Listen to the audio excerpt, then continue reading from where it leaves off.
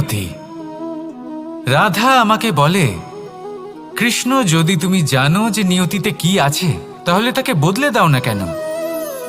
মহাদেব আমাকে বলেন যে শ্রীকৃষ্ণ, যদি আপনি এটা জানেন যে সাম্বের নিয়তি এটাই, তাহলে আপনি তাকে বদলানোর চেষ্টা কেন করেন?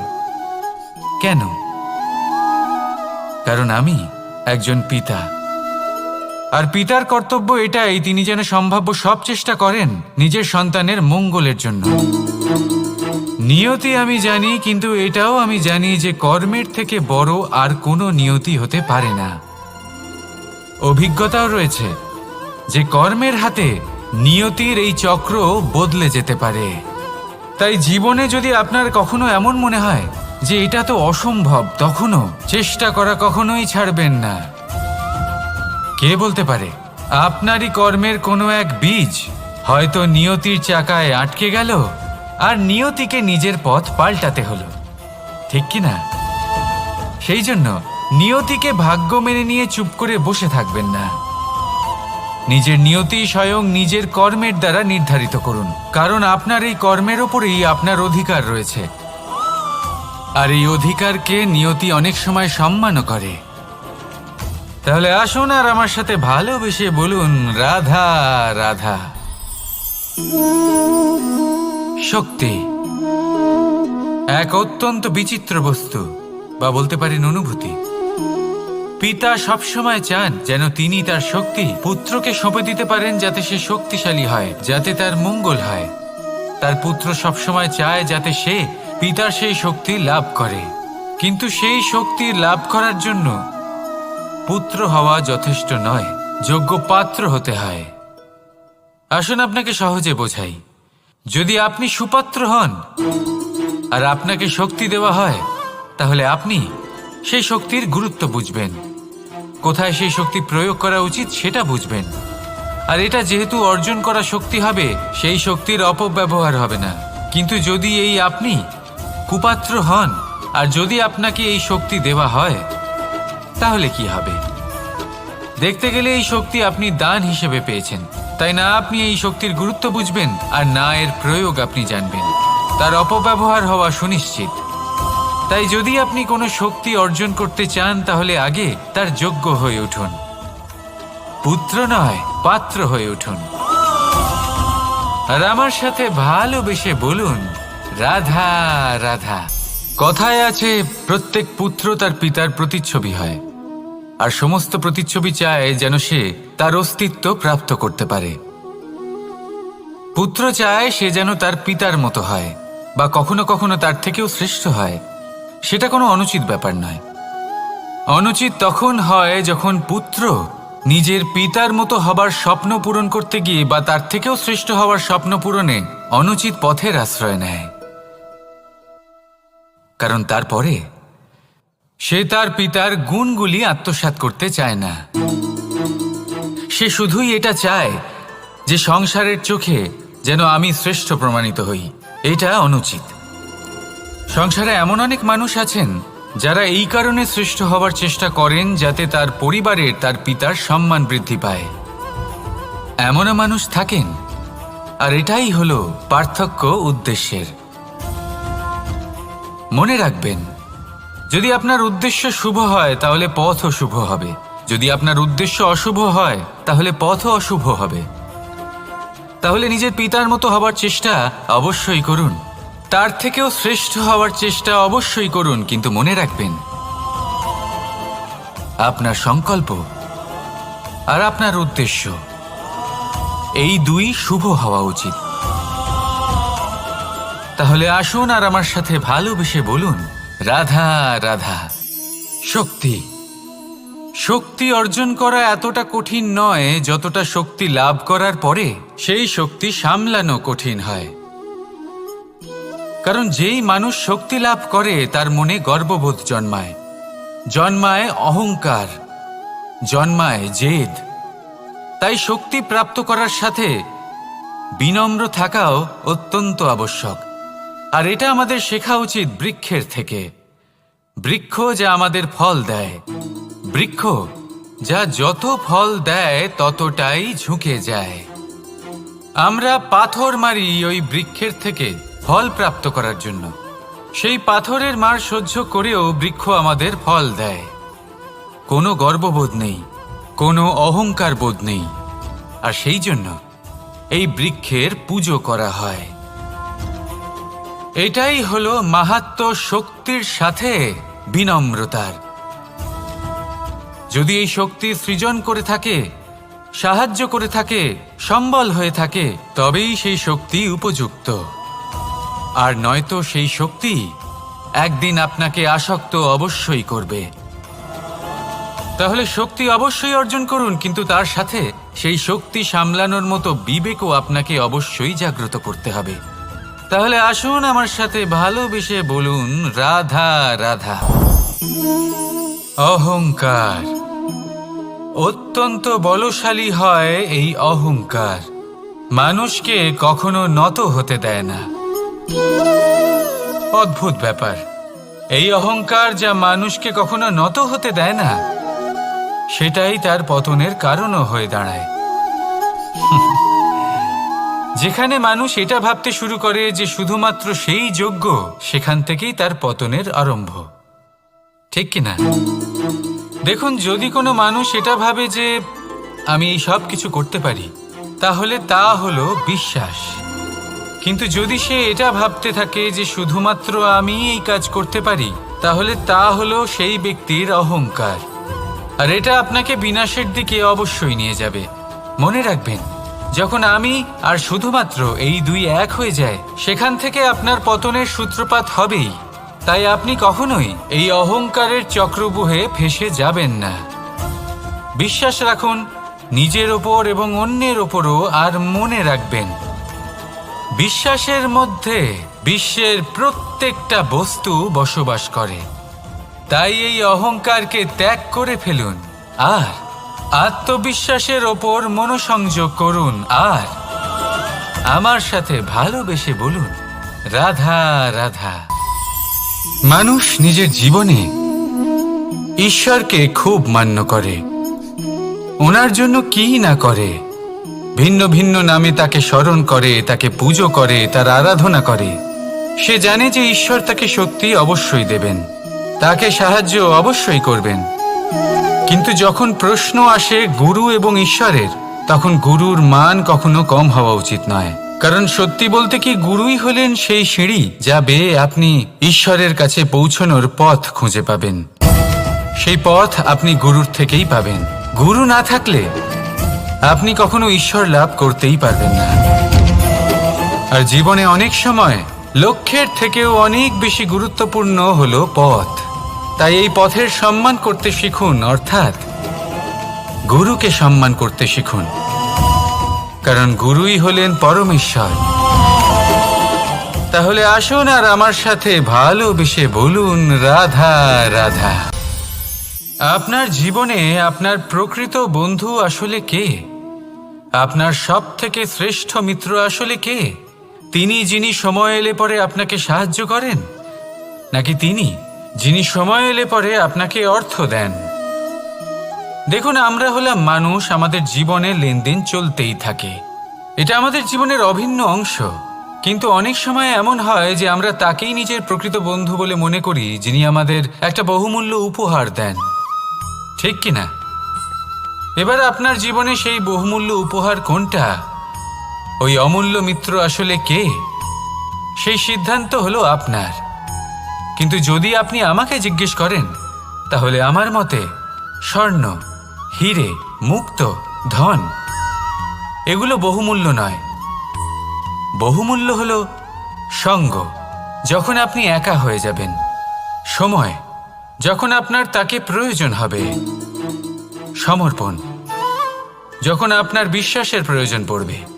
যে মানুষ আপনার প্রতি এই 3 গুণ প্রদর্শন করেন, যিনি আপনার কঠিন সময়ে আপনাকে অবশ্যই সঙ্গ দেবেন, যখন আপনার প্রয়োজন পড়বে আপনাকে অবশ্যই সময় দেবেন, আপনার প্রতি সম্পূর্ণ সমর্পিত থাকবেন, সেই হলো আপনার আসল মিত্র, সেই হলো আপনার প্রকৃত বন্ধু।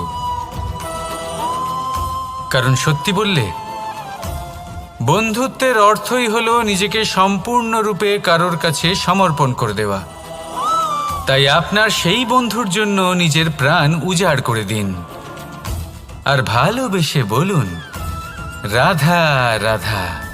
মানুষ জীবনে 3টে কাজ অবশ্যই করে থাকে। কিছু দান করে, কিছু গ্রহণ করে, আর কিছু ত্যাগ করে দেয়। এটাও ভাবতে থাকে যে এটা করলে কিভাবে করবে। দেবার জন্য পর্যাপ্ত ধন নেই, নেবার জন্য সংসারে অত স্নেহ নেই, আর ত্যাগ করার জন্য জীবনে এত সুখই নেই, তাহলে কিভাবে করবে? আসলে আমরা বস্তুগত চাহিদা অর্জনে এত ব্যস্ত হয়ে পড়ি যে আমরা বুঝতেই পারি না যে কি নেবার আছে, কি দেবার আছে, আর কি ত্যাগ করার আছে। তাহলে আজ আমি আপনাকে বলেই দিই, মনে রাখবেন এই 3টে গুরুত্বপূর্ণ গুণ, 3টে গুরুত্বপূর্ণ কথা। দেবার জন্য আছে দান, নেবার মতো আছে জ্ঞান, আর ত্যাগ করার মতো আছে অহংকার।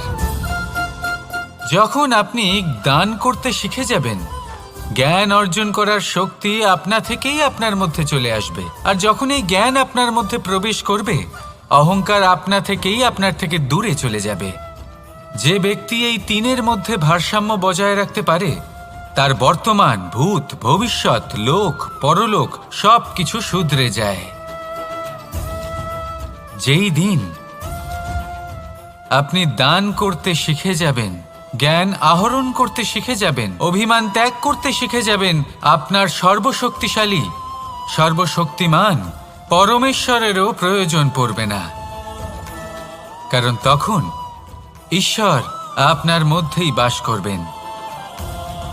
তাহলে আসুন আর আমার সাথে ভালোবেসে বলুন, রাধা রাধা। জীবনে অনেক সময় সমস্যা আমাদের চারদিক থেকে ঘিরে ফেলে। এই সমস্যা নানান ধরনের হতে পারে। আর্থিক সমস্যা হতে পারে, পারিবারিক সমস্যা হতে পারে, কোনো সম্পর্ক নিয়ে সমস্যা হতে পারে, কখনো কোনো দৈনিক সমস্যা হতে পারে, কখনো কোনো দ্বন্দ্ব হতে পারে, অনেক সমস্যা হতে পারে। কিন্তু যখনই কোনো সমস্যা আসে, আমাদের মনে তার জন্য একটা উত্তর অবশ্যই থেকে থাকে, যা আমাদের অন্তরে রয়েছে। একে আমরা বলি আত্মা। আত্মা হলো পরমাত্মারই রূপ, আর পরমাত্মা তা কখনোই কিছু অনুচিত চাইবে না, তাই তো? এই আত্মা খুব ভালো করে জানে যে কোনটা উচিত আর কোনটা অনুচিত। যদি আসল বিষয়ের কথা বলি, তাহলে আপনাকে নিজের মনকে বুঝতে হবে। কারণ আত্মা তো পরমাত্মা থেকেই আসে, কিন্তু এই মন মানুষ জন্ম থেকেই প্রাপ্ত করে, যার বিকাশ হয় এই সংসারকে দেখে। যেদিন আপনার এই মন আর আপনার এই আত্মা, এই দুই এক হয়ে যাবে, আত্মসাৎ হয়ে যাবে, সেদিন আপনার জীবনে না কোনো সমস্যা থাকবে, না কোনো ঝঞ্ঝাট থাকবে, না কোনো সংকট থাকবে। কারণ আপনার কাছে সেই সমস্ত সমস্যার, সমস্ত বিপদের সমাধান থাকবে, আর তাও আপনারই অন্তরে। তাহলে আসুন আর আমার সাথে ভালোবেসে বলুন, রাধা রাধা। ভক্তি আর শক্তি, এই দুইয়ের মধ্যে সম্পর্ক অত্যন্ত সরল। মানুষ ভক্তি করেন যাতে তিনি শক্তি লাভ করতে পারেন, আর শক্তি লাভ করার পরে ভক্তিভাব ভুলে যান, আর শক্তির প্রতি আসক্তিতে মত্ত হয়ে যান, আর সেখান থেকেই তার বিনাশ শুরু হয়। কেন? কারণ ভক্তির দ্বারা প্রাপ্ত শক্তি অন্য কারোর হিতের জন্য ব্যবহার করতে হয়, অন্য কারোর মঙ্গল করার জন্য ব্যবহার করতে হয়, কারোর বিনাশের জন্য নয়। এবার যদি আমি আপনাদের একটা উদাহরণ দিয়ে বোঝাই, তাহলে কোদাল দিয়ে আমরা মাটি কোপাতে পারি, একটা গর্ত খুঁড়তে পারি, যাতে একটা নতুন বৃক্ষ জন্ম নিতে পারে। একটা বৃক্ষ যা অন্য জীবকে ফল প্রদান করবে, যাত্রীদের ছায়া প্রদান করবে। কিন্তু এই কোদালের ব্যবহার যদি আমরা অন্য কারোর ক্ষতি করার জন্য করি, তাহলে ক্ষতি শুধুমাত্র আমাদেরই হবে। তাই জীবনে যদি আপনি কোনো শক্তি লাভ করেন, হয়তো ভক্তির দ্বারা বা অন্য যেখান থেকেই হোক, তার সদ্ব্যবহার করতে শিখুন, নয়তো এই প্রাপ্ত শক্তি আপনার পতনের কারণ হয়ে দাঁড়াবে। তাহলে আসুন আমার সাথে ভালোবেসে বলুন, রাধা রাধা। বরদান অত্যন্ত বিচিত্র এক বিষয়, কিন্তু দেখতে গেলে এই বরদান কি না করতে পারে। এক দরিদ্রকে রাজা বানিয়ে দিতে পারে, একজন দুর্বলকে এই সংসারের সব থেকে শক্তিশালী ব্যক্তি বানিয়ে দিতে পারে। কিন্তু আমরা ভুলে যাই এক অত্যন্ত গুরুত্বপূর্ণ কথা। বরদান এই শব্দের শেষে দান লুকিয়ে রয়েছে। এই দান কথাটা অত্যন্ত গুরুত্বপূর্ণ। আমাদের মনে রাখা উচিত এই বরদান আমরা দানে পেয়েছি, আর তাই তার সম্মান করা উচিত, কখনোই অহংকার করা নয়।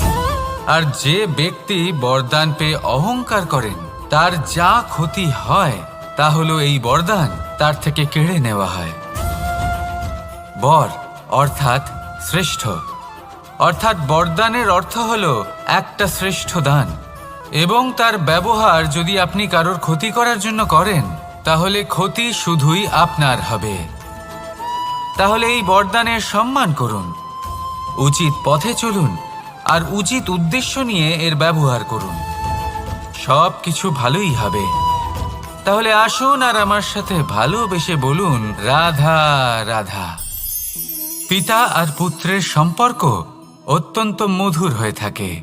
পিতা স্বপ্ন দেখেন, তাকে পূর্ণ করার সকল সম্ভাব্য চেষ্টা করেন, কিন্তু তাও অনেক সময় ওনার স্বপ্ন অপূর্ণ থেকে যায়। তখন পিতা ভাবেন যে স্বপ্ন উনি পূর্ণ করতে পারেননি ওনার সন্তান তা অবশ্যই পূরণ করবে। যে স্থানে উনি কখনো পৌঁছতে পারেননি সেই স্থানে ওনার পুত্র অবশ্যই পৌঁছবে। পিতা নিজের সন্তানের ভবিষ্যৎ নিয়ে সেই স্বপ্ন দেখেন, আর যখন সেই সন্তান সামনে এগোতে থাকে তখন তার দুঃখ হয় না, বরং গর্ব হয়। ওনার ভালো লাগে এটা দেখে যে ওনার সন্তান অনেক উন্নতি করছে। কিন্তু যখন সন্তান নিজের অভিভাবকের শক্তি দেখে, তার যশ দেখে হিংসা করতে থাকে, সমস্যা সেইখানেই শুরু হয়। সেই জন্য সকল সন্তানকে এটা মনে রাখতে হবে, দেখুন, পুত্র হবার সুবাদে, এক সন্তান হবার সুবাদে এটা হলো আপনার অধিকার যে আপনি আপনার পিতার থেকে বেশি উন্নতি করবেন। আপনার পিতাও এটাই চান, কিন্তু সুস্থভাবে এটা করুন। একটা রেখা টেনে নিন যাতে আপনি তাতে এগোতে পারেন আর আপনার পিতার তাতে গর্ববোধ হয়, আর সেই বিষয়ে দুঃখ না হয় যে আমার সন্তান আমাকেই ছোট করার চেষ্টা করছে। ইতিহাস সাক্ষী রয়েছে, যে মানুষ অন্য কাউকে ছোট করার চেষ্টা করেছেন সেই মানুষই ছোট হয়ে গেছেন। আর আমার মনে হয় না আপনি এটা চান, কারণ কোনো একদিন আপনিও কারোর পিতা হবেন।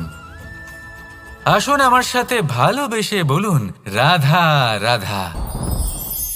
সাথী, সাথী এই শব্দটির ব্যাখ্যা কে কিভাবে করে? মিত্র, সখা, বন্ধু, কিন্তু অর্থ একটাই। তিনি যিনি আপনার সঙ্গী হন আর তিনি যার সাথী আপনি হন। এবার সব থেকে বড় প্রশ্ন হলো এটাই যে তিনি কে হতে পারেন যাকে আপনি আপনার সাথী বলে মেনে নিতে পারেন, নিজের সখা, নিজের মিত্র, নিজের বন্ধু মেনে নিতে পারেন। আপনার সাথী হলেন তিনি যিনি দুঃখের সময় আপনার পাশে থাকবেন, আপনার হাত ধরে থাকবেন। আপনার সাথী হলেন তিনি যার হাত আপনি নিজের সুখের দিনে ধরে থাকবেন। সেই সাথীরই হাত ধরুন যিনি দুঃখে সবসময় আপনাকে সাহায্য করার জন্য তৎপর হয়ে থাকেন, আপনার পাশে থাকেন, আর যাকে সুখের দিনে আপনি আপনার সাথে রাখতে পারেন। আর যখন আপনার সাথে আপনার এই সাথী থাকবে তখন আপনি এটা বুঝবেন যে যখন জীবনে দুঃখ আসে তখন এই দুঃখ কমে যায়, সবার মধ্যে ভাগ হয়ে যায়। আর যদি তখন সুখ আসে তাহলে সেটা সবার উপস্থিতিতে আরো বেড়ে যায়। এটাই হলো প্রেম, এটাই হলো ভালোবাসা, এটাই হলো সঙ্গ, যেমন সম্পর্ক আমার আর রাধার মাঝে। তাহলে আসুন আর আমার সাথে ভালোবেসে বলুন রাধা রাধা। আমাদের মনে যখন কোনো প্রশ্ন ওঠে, কোনো দ্বন্দ্ব জাগে, তখন আমরা যাই আমাদের গুরুর কাছে, আমাদের আরাধ্যের কাছে গিয়ে জিজ্ঞেস করি। এইভাবেই একদিন আমি পৌঁছলাম আমার আরাধ্যের কাছে, আমার মহাদেবের কাছে, আর ওনাকে প্রশ্ন করলাম যে মহাদেব, জীবনে আনন্দ পাওয়ার, উৎসব পালনের, প্রেম ভাগ করে নেবার, জীবনকে উপভোগ করে নেওয়ার সর্বশ্রেষ্ঠ সময় কোনটা? মহাদেব হাসলেন আর উনি বললেন, জীবনে উৎসব পালনের সবথেকে শ্রেষ্ঠ দিন হল মৃত্যুর ঠিক আগের দিনটা। প্রেম ভাগ করে নেওয়ার সবথেকে শ্রেষ্ঠ মুহূর্ত হল মৃত্যুর ঠিক আগের মুহূর্ত। জীবনকে উপভোগ করে নেওয়ার সর্বশ্রেষ্ঠ প্রহর হল মৃত্যুর এক প্রহর পূর্বে। তখন আমি চমকে গেলাম। আমি বললাম, কিন্তু মহাদেব, মৃত্যু তো অনিশ্চিত, আমরা জানিও না কবে আমাদের মৃত্যু হবে। মহাদেব আবার হাসলেন। উনি বললেন যে যদি আমরা এভাবে জীবন কাটাই যে আমরা জীবনের প্রত্যেক দিন, প্রত্যেক মুহূর্ত, প্রত্যেক প্রহর শেষ বলে মনে করি, তাহলে আমাদের সমস্ত জীবন আনন্দের সাথেই অতিবাহিত হবে। কি বলেন? তাহলে আপনিও এই কথা মনে রাখুন আর আমার সাথে ভালোবেসে বলুন, রাধা রাধা। জীবনে অগ্রসর হওয়ার জন্য আমাদের কাকে প্রয়োজন হয়?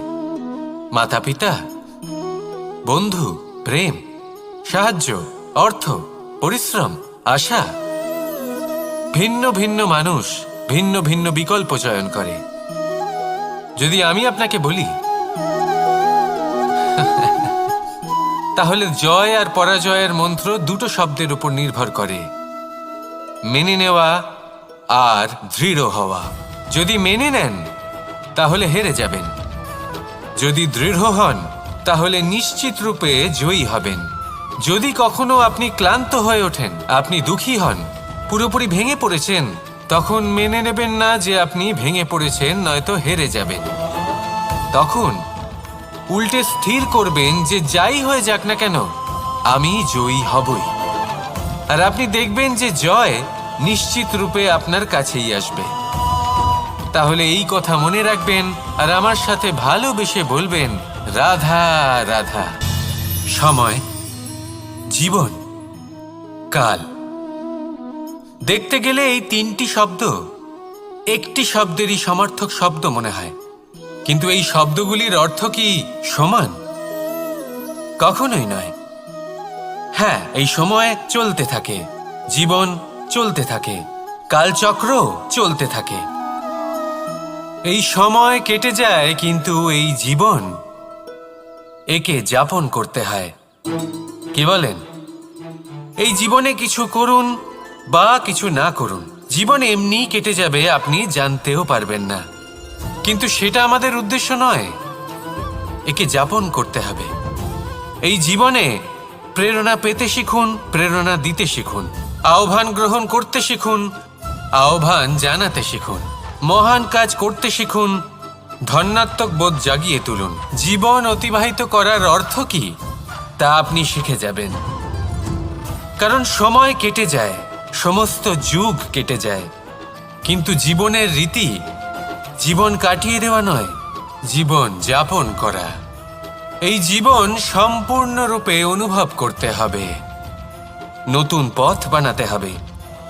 এবারে যদি এই জীবন বাঁচার সময় একবার ভেবে দেখুন, যদি মনে প্রেম থাকে, সদ্ভাবনা থাকে, তাহলে কি হবে? এই জীবনকে বাঁচার অনুভূতিটাই অন্যরকম হয়ে যাবে, একটা আনন্দময় অনুভূতি লাভ করবেন। তাহলে এটাই করুন আর আমার সাথে ভালোবেসে বলুন, রাধা রাধা। আপনি কি কখনো কোনো জলের ধারা দেখেছেন? তার সামনে যতই মাটি থাকুক না কেন, যতই কাদা থাকুক না কেন, যখন এই জলের ধারা বইতে আরম্ভ করে দেয়, তখন এই কাদাকে নিজেই ধুয়ে নিয়ে যায়। ওই কাদাকে ধুয়ে দেয় এবং নিজের পথ নিজেই তৈরি করে নেয়। তাহলে আপনিও এরকম জলের মতো হয়ে উঠুন। যদি হয়ে উঠতে পারেন, তাহলে নিজের মনের, নিজের ভাবনার, নিজের জীবনের যত অনাবশ্যক তত্ত্ব আছে, অনুপযোগী অংশ রয়েছে, অর্থাৎ অপরিষ্কার অংশ রয়েছে, তা নিজে থেকেই নির্মল হয়ে উঠবে। আর যেরকম জলের ধারা কখনো থেমে থাকে না, সব সময় বয়ে চলে, সেইভাবে আপনিও কখনোই থামবেন না। সবসময় বয়ে চলুন, এগোতে থাকুন। পথে যদি অনেক বিপদ আসে, সমস্যা আসে, থামবেন না, তার উপর নিরন্তর প্রহার করুন, নিরন্তর প্রয়াস করুন আর অগ্রসর হন।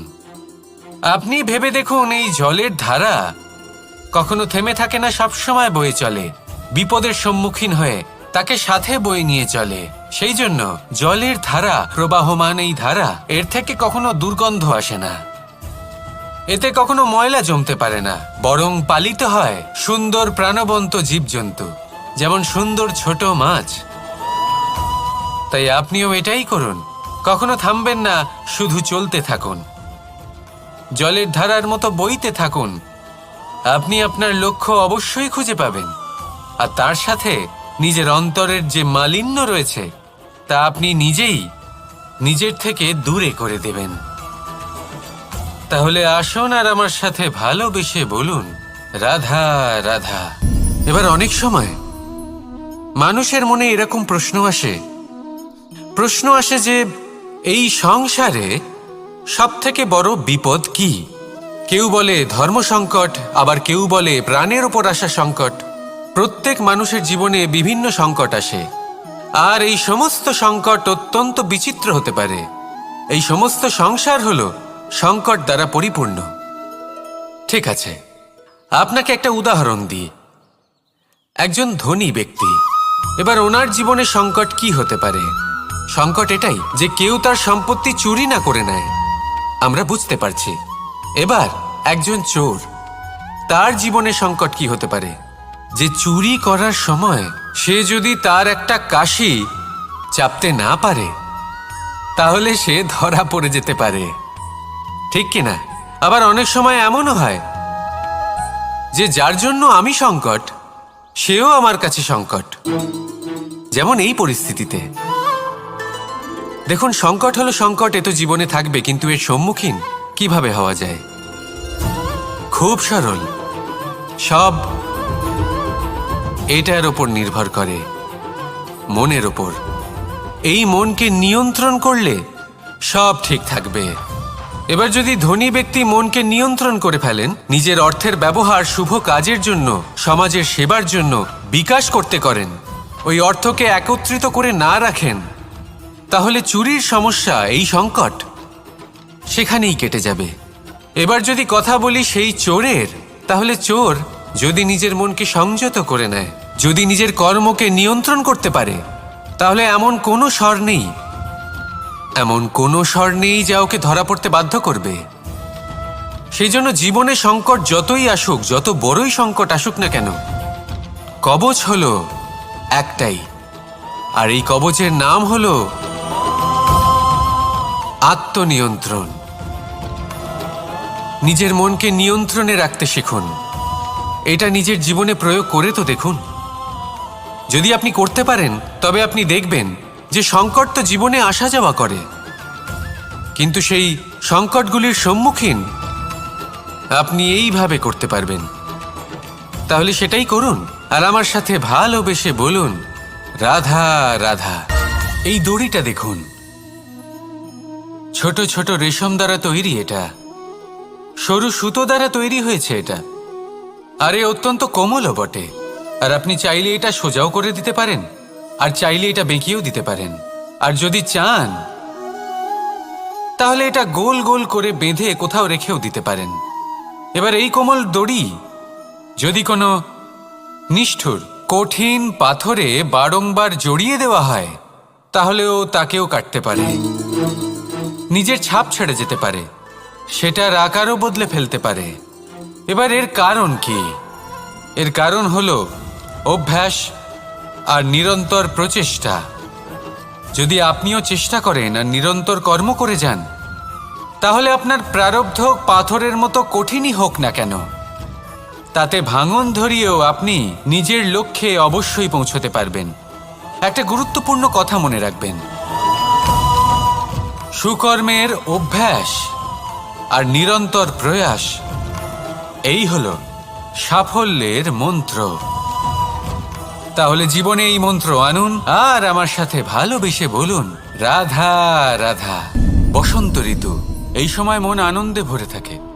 এমন মনে হয় যেন আমরা আকাশে বিচরণ করতে চলে যাই, কিন্তু সেটা তো সম্ভব নয়। সেই জন্য হয়তো আমরা ঘুড়ি ওড়াই, এই ঘুড়িকে নিজেদের প্রতিরূপ মনে করে। এবার অনেক মানুষ আছেন যারা ঘুড়ি ওড়ান, কিন্তু এই কর্মের সারমর্ম কি সেটা কজন বুঝতে পারেন? আপনি এটা মনে করুন যে আপনি হলেন সেই ঘুড়ি, আর এই সুতো যিনি ধরে রয়েছেন তিনি হলেন পরমাত্মা। আর এই সুতো যেখান থেকে শুরু হয় সেই লাটাই হলো আমাদের কর্মচক্র। এবার আপনি নিজেই অনুমান করুন যে এই উড়ান কার ওপর নির্ভরশীল, পরমাত্মার ওপর আর আপনার কর্মের ওপর। যদি পরমাত্মা আপনার হাত ধরে থাকেন, আপনার সাথে থাকেন, যদি আপনি শুভ কর্ম করতে থাকেন, আপনি এই আকাশে উড়তে থাকবেন। কিন্তু কোথাও যদি পরমাত্মার সাথে এই বন্ধন ছিন্ন হয়, আপনার কর্মচক্র খারাপ হয়ে যায় বা থেমে যায়, তাহলে আপনার এই ঘুড়ি কেটে যাবে আর দূরে কোনো গাছের ডালে গিয়ে আটকে যাবে। তাই শুধুমাত্র ঘুড়ি ওড়াবেন না, তার থেকে শিখুন, পরমাত্মার সাহচর্যে থাকুন, সবসময় শুভ কর্ম করতে থাকুন আর সবসময় এই আকাশে উড়তে থাকুন। আসুন আর আমার সাথে ভালোবেসে বলুন, রাধা রাধা। জীবনে লক্ষ্য লাভ কি করে করতে হয়? কেউ বলবে বন্ধুদের সাহায্যে, কেউ বলবে প্রেমের সাহায্যে, কেউ বলবে নিরন্তর চেষ্টা করলে, কেউ বলবেন পরিশ্রম করলে, কেউ বলবেন ঈশ্বরের আশীর্বাদে, ইত্যাদি ইত্যাদি। আমি আপনাকে বুঝিয়ে বলি, এই যেমন ত্রিলোক আছে, অর্থাৎ 3 লোক আছে, যাকে সঞ্চালন করে ত্রিদেব বা 3 জন দেবতা, সেইভাবে নিজের লক্ষ্যে পৌঁছানোর জন্য 3টি ভাবের প্রয়োজন পড়ে। প্রথম ভাব হলো স্বপ্ন দেখা। আপনি যদি স্বপ্ন দেখতে শুরু না করেন তাহলে সেখানে পৌঁছতেই পারবেন না। তারপর আপনাকে দৃঢ় সংকল্প নিয়ে সেই পথ যেমনই হোক তাতে চলতে হবে। এ হলো দ্বিতীয় ভাব, দৃঢ় সংকল্প। আর তৃতীয় ভাব হলো সেই লক্ষ্যের যাত্রা পূর্ণ করার জন্য প্রতিবদ্ধ হওয়া। তাই যদি আপনি স্বপ্ন দেখতে পারেন, দৃঢ় সংকল্প দ্বারা পথ যতই কঠিন হোক না কেন তাতে চলতে পারেন, আর সেই লক্ষ্য লাভের যাত্রা পূর্ণ করার জন্য প্রতিবদ্ধ হতে পারেন, তাহলে আপনি নিশ্চিত রূপে আপনার লক্ষ্য লাভ করতে পারবেন। তাই আপনি এটাই করুন আর আমার সাথে ভালোবেসে বলুন, রাধা রাধা। কথায় আছে যে জীবনে কিছু শুরু করার আগে স্বপ্ন দেখা অত্যন্ত গুরুত্বপূর্ণ, আর এটা 100% সত্যিও। কিন্তু কিছু মানুষ স্বপ্ন দেখা শুরু না হয় করে দেন, কিন্তু তারপর থামেনি না। স্বপ্ন দেখতেই থাকেন, তারা ভাবতেই থাকেন, কর্ম করেন না। এমন সময় আপনাকে নিজেকে জাগিয়ে তুলতে হবে, নিজেকে বলতে হবে যে এবার উঠে কর্ম করার সময় এসে গেছে। কারণ আপনারা যদি অত্যাধিক বিচার করতে থাকেন, স্বপ্ন দেখতে থাকেন, তাহলে উঠে কিছুই করতে পারবেন না। আপনি শুধু একটা কাজ করুন, উঠে কর্ম করা আরম্ভ করে দিন। তারপর ভেবেচিন্তে ধীরে ধীরে নিজের কর্মকে দিশাও দিন আর তাকে উচিত গতিও দিন। কারণ এটাই হলো সাফল্যের মূল মন্ত্র। না শুধু কর্ম করুন না ভাবনা চিন্তা করে, আর না শুধু ভাবুন কর্ম না করে। সাফল্যের মূল মন্ত্র হলো এর ভারসাম্যে। তাহলে এটাই করুন, সাফল্যকে লাভ করুন আর আমার সাথে ভালোবেসে বলুন, রাধা রাধা। সূর্যের মনে হয় যে তার থেকে বেশি তেজস্বী আর উজ্জ্বল কেউ নেই, তাই তার এই অহংকার ভঙ্গ করার জন্য মেঘ চলে আসে। তারপর এই মেঘের অহংকার বেড়ে যায় যে তার থেকে বেশি ঘন আর কেউ নেই। তারপরে বাতাসের একটা প্রবল দমক আসে আর মেঘেদের ছিন্ন ভিন্ন করে দিয়ে চলে যায়। তখন বায়ুর অহংকার বেড়ে যায়, আরো ভাবে যে তার থেকে বেশি শক্তিশালী আর কেউ নেই। এই দমকা বাতাস যখন বিশাল এক পর্বতের সাথে ধাক্কা খায়, তখন সেই বাতাসের অহংকারও চূর্ণ বিচূর্ণ হয়ে যায়। তারপরে পর্বত ভাবে যে তার থেকে বেশি স্থির আর শক্তিশালী আর কেউ নেই। তখন পৃথিবীতে ভূমিকম্প হয় আর সেই বিশাল পর্বত চূর্ণ বিচূর্ণ হয়ে যায়, তারও অহংকার ভেঙে যায়। এবার ধরিত্রীর অহংকার হতে থাকে, ধরিত্রী বলে যে আমার উপর সবকিছু টিকে রয়েছে, আমার থেকে বেশি শক্তিশালী আর কেউ নেই। একটা ছোট্ট ইঁদুর আসে, মাটিতে গর্ত করে আর মাটি ধসিয়ে দেয়। ধরিত্রীর অহংকার ভেঙে যায়। এর তাৎপর্য হলো সরল, এই সংসারে অহংকার কখনো স্থির থাকে না, এই অহংকার ভাঙবেই। এটা হলো সাংসারিক চক্র। আমাদের নিজেদের জীবনে কর্তব্য পালন করতে হবে, কর্ম করতে হবে, কিন্তু অহংকার নয়। যে ব্যক্তি এটা বুঝতে সক্ষম হন তাকে জ্ঞানী বলা হয়, আর যে মানুষ এটা বুঝতে পারেন না তিনি সারা জীবন শোধ প্রতিশোধ মান অভিমানের এই চক্রে আটকা পড়েন। এবার আপনি কি এই চক্রে আটকে থাকতে চান, নাকি জ্ঞানী হয়ে উঠতে চান? সেই চয়ন আপনারই। আসুন আর আমার সাথে ভালোবেসে বলুন, রাধা রাধা। কোন যোদ্ধা জন্ম থেকে যোদ্ধা হন না, তিনি যোদ্ধা হবেন কিনা চয়ন করেন। তিনি যোদ্ধা হবেন বলে তখনই স্থির করেন যখন তিনি পিছু হটবেন না বলে দৃঢ় প্রতিজ্ঞ হন। যদি ওনার সামনে অশুভ কিছু হয়, তার বিরোধিতা করতে দৃঢ় প্রতিজ্ঞ হন, তবেই তিনি যোদ্ধা হতে পারেন। কেউই যোদ্ধা হয়ে এই পৃথিবীতে জন্মগ্রহণ করেন না। আপনি কি হতে চান? সেই দর্শক হতে চান যারা যুদ্ধভূমিতে বসে থেকে অন্য কারোর জয়ে উচ্ছ্বাস প্রকাশ করেন, নাকি সেই যোদ্ধা হতে চান যিনি নিজের শৌর্য দিয়ে বীরত্ব দিয়ে পরাক্রম প্রদর্শন করেন এবং যার প্রশংসা যুগ যুগ ধরে হয়ে চলে? সিদ্ধান্ত আপনারই। আসুন আর আমার সাথে ভালোবেসে বলুন, রাধা রাধা। সাফল্য খুব সহজ এক শব্দ। এটা হলো সেই সব শব্দের মধ্যে অন্যতম যা মানুষ একটু বুঝলেই ভাবেন সব বুঝে ফেলেছি, আর যেই উনি বুঝতে পারেন সাফল্য কি, আজীবন সেই সাফল্যের পেছনেই ছুটতে থাকেন।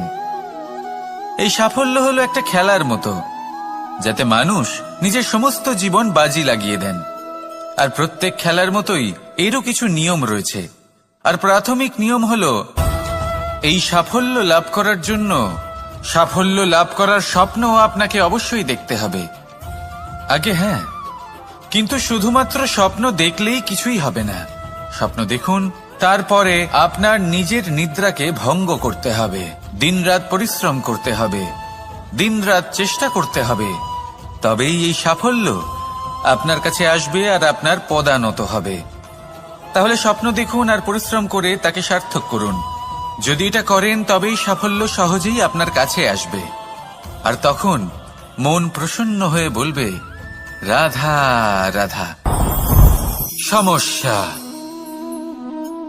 প্রত্যেকের জীবনেই সমস্যা আসা যাওয়া করে, আর প্রত্যেক মানুষ সমস্যা আসার পর তার সমাধান খুঁজতে উঠে পড়ে লাগেন। কিন্তু যখনই সমস্যার সমাধান হয়ে যায়, আমরা সুপ্রসন্ন হয়ে যাই এবং অসাবধানও হয়ে যাই। আমাদের মনে হয় যে আমরা সম্পূর্ণরূপে সমস্যার অন্ত করেছি, কিন্তু কোথাও না কোথাও একটা ছোট্ট বীজ রয়েই যায়, আর সেই বীজ আমাদের অসাবধানতার ছত্রছায়ায় বড় হতে থাকে, আর তারপর মহা সংকট হয়ে আবার আমাদের উপর আক্রমণ করে।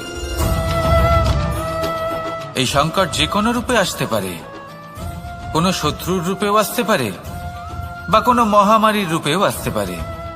সেই জন্য সবসময় সাবধান থাকাই উচিত, কারণ অসাবধান হলে কি হয়, আমাদের সুরক্ষা চক্রে একটা ছেদ উৎপন্ন হয়, আর আমাদের শেষ করতে পারে এমন এক বাণ সেই ছেদ বিন্দু হয়ে আমাদের হৃদয়ে প্রবেশ করতে পারে।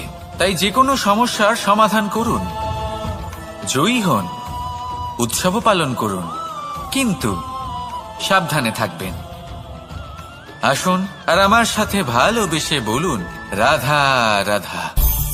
আমাদের জীবনে দুই ধরনের সম্পত্তি হয়ে থাকে, এক হলো ভৌতিক সম্পত্তি, এক হলো জৈবিক সম্পত্তি।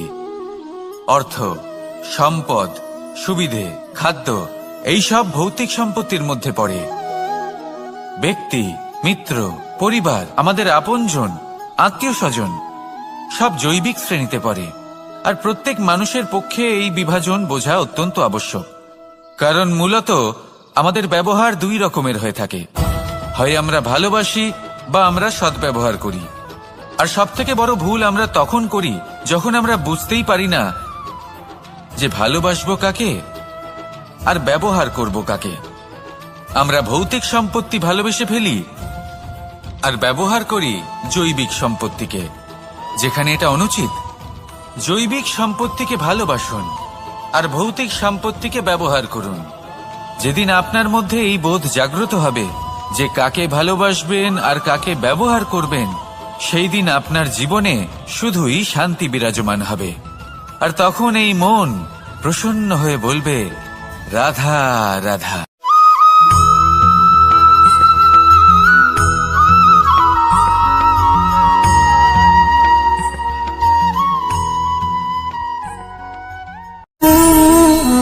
সঞ্চয়। মানুষের যখন থেকে বোধ বুদ্ধি হয়, সঞ্চয় করতে আরম্ভ করে দেন। সঞ্চয় করতে থাকেন ভোজনের, সঞ্চয় অর্থের, সঞ্চয় শক্তির।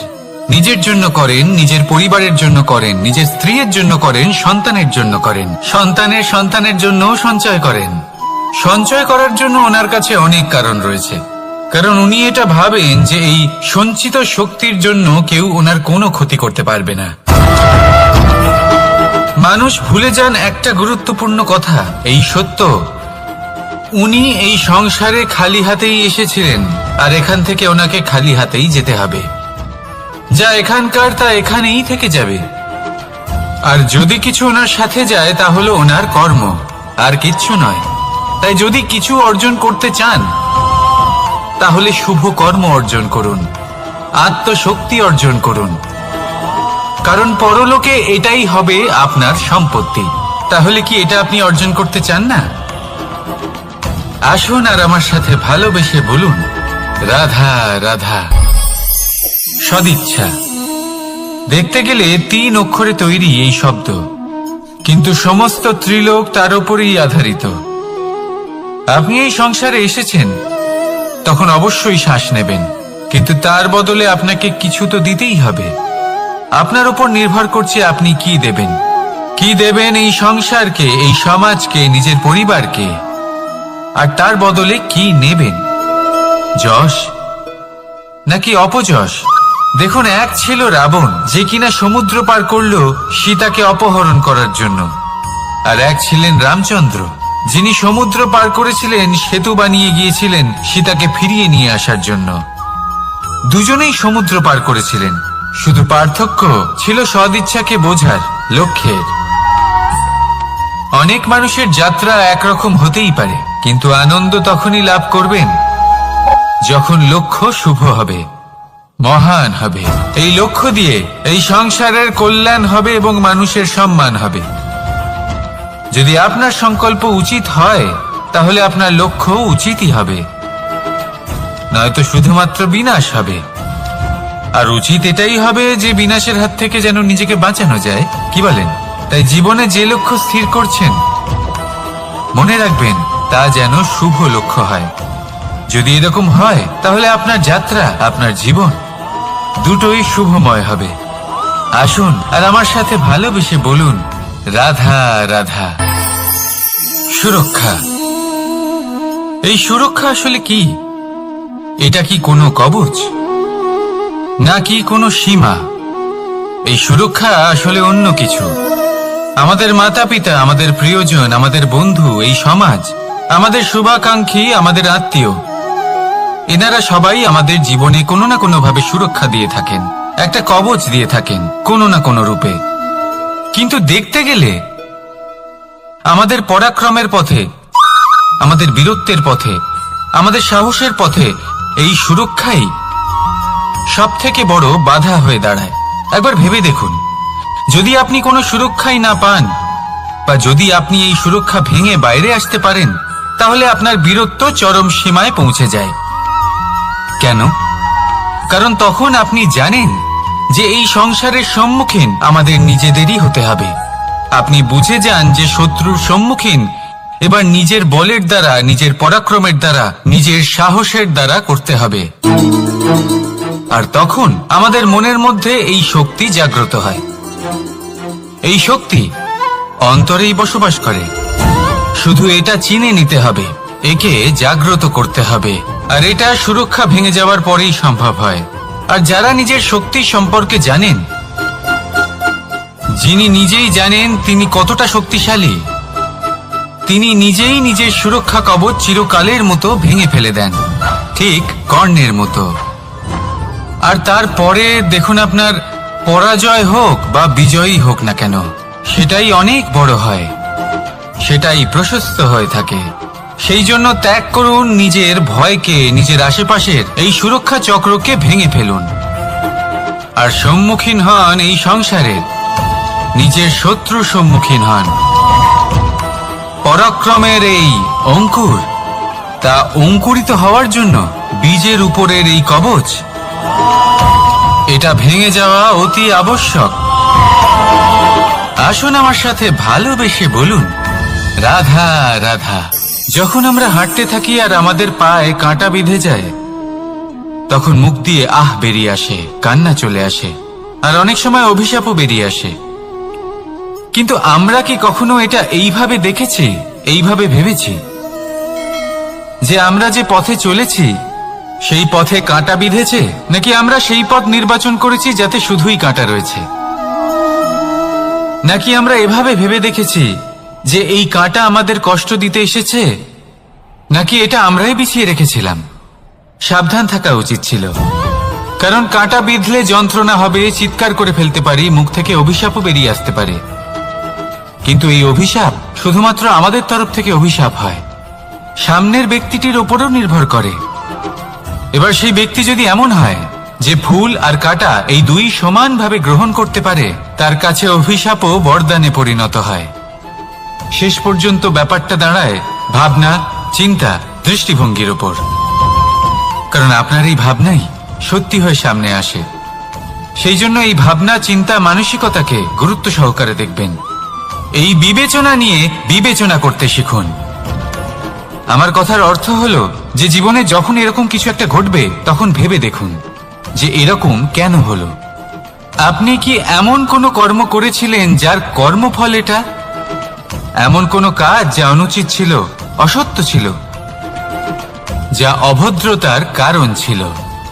ভেবে দেখা প্রয়োজন। দেখুন, ইচ্ছে হলো আপনার যে আপনি কি করতে চান, ভাবনা আপনার, সত্য আপনার, জীবন আপনার, সিদ্ধান্ত আপনার।